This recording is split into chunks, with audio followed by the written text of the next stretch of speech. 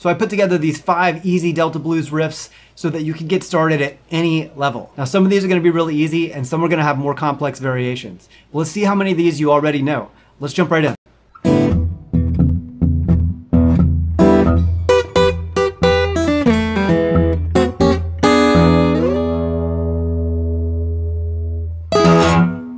Number 1, shuffle plus. Now the shuffle is foundational to almost all blues styles. It's this thing that I'm playing right here.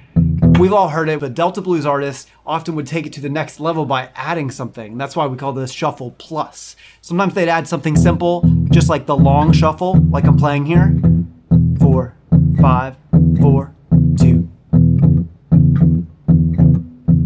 Or you hear Robert Johnson and Sweet Home Chicago playing a riff inside of the shuffle like this.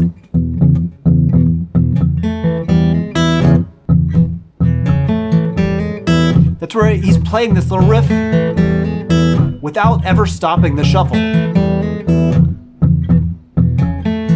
That one's a really tricky one to play, so I think the best variation for you to start with is something that I call the lightning shuffle. It's something Lightning Hopkins did in a ton of his songs. It's easy and fun to play. Check it out. You just start with the shuffle.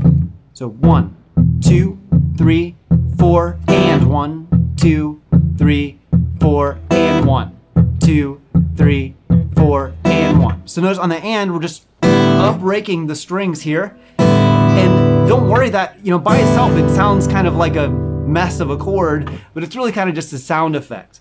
And you make it short by muting with the left hand.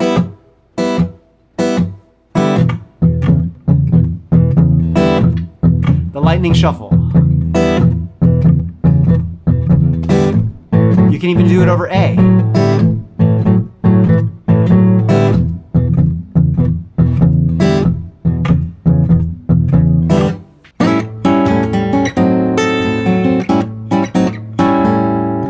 Number 2 is something that I call the slidey thing. When you have a 7th chord shape, either this one for A7, or this one for A7, or this one for E7, or even this one for D7, just take the 7th chord, slide it down, and slide it back up. So this is an A7 chord. You might know it from a D7 chord shape down here, but if you just slide it up to where your first finger's on the 8th fret, now this is an A7 chord. And this is the riff without the thumb. We're just playing this, and then down, and then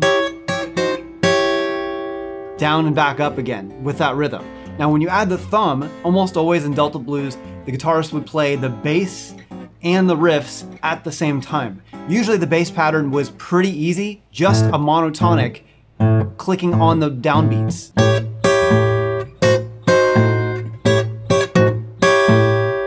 It requires something that's called thumb and finger independence. It'll take quite a bit of time and some patience for you to get this style of riff. But this is a great place to start to practice it. 1, 2, 3, 4, 1, and 2, and 3, 4. Again, 1, 2, 3, 4, 1, and 2, and 3, 4. You're gonna hear this riff in a bunch of other places. Robert Johnson uses it here in Love in Vain.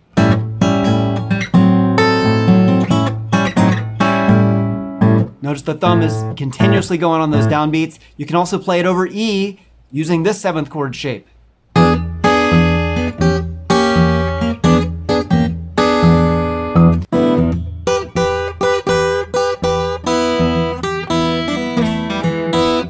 Number 3 is something that people call the train whistle.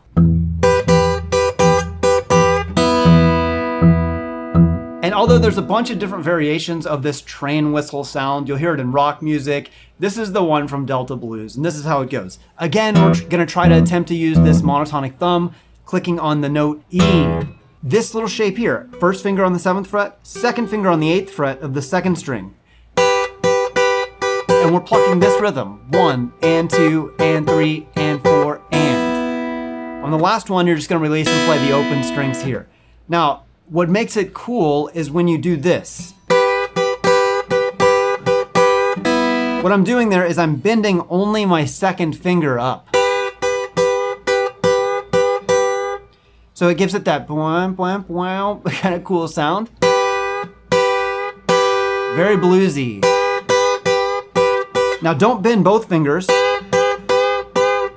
That's not the right sound, just the 2nd finger by itself. Start with it straight, and then bend it. Okay, and then once you've mastered that, add thumb.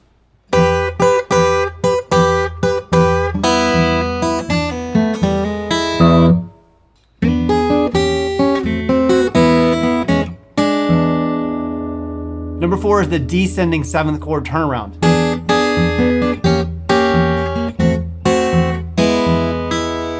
There's a lot of different ways to play it, and in different keys. This riff is often played as a turnaround, meaning at the end of the blues, or sometimes at the beginning of the blues as an intro. But this is how it goes. We start with the 7th chord, and we just slide the shape down 1, same fingering and everything, slide down again, same fingering again, and then the last one is just an E chord. So you might recognize this is the top part of an E chord, but since we're playing with our fingers, you only need to use one finger here. So all together it's like this. Adding a shuffle feel to it and giving it some of that blues flavor with the monotonic bass would sound like this.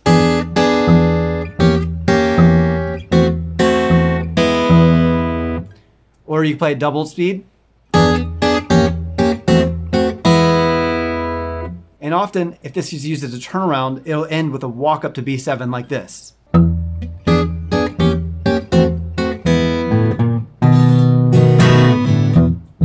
And then kick off the blues in E.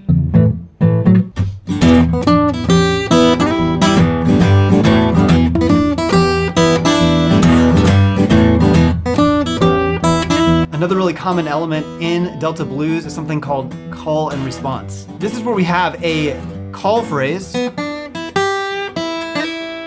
then an answer phrase or response. And when you put those together, call and response. Now you can use this type of thing in a bunch of different ways. It's some kind of riff and then some kind of answer phrase, usually as like a chord type passage or some kind of like a high-low type variation. High strings, call, low strings, response. Now this song, Baby Please Don't Go, originally written by Big Joe Williams in 1935, was covered by tons of different people, and there's a bunch of different variations on it. This is based on the Lightning Hopkins variation. Notice the riff, I'm using monotonic bass. You can also play it without the monotonic bass, just a straight call and response. That would sound like this.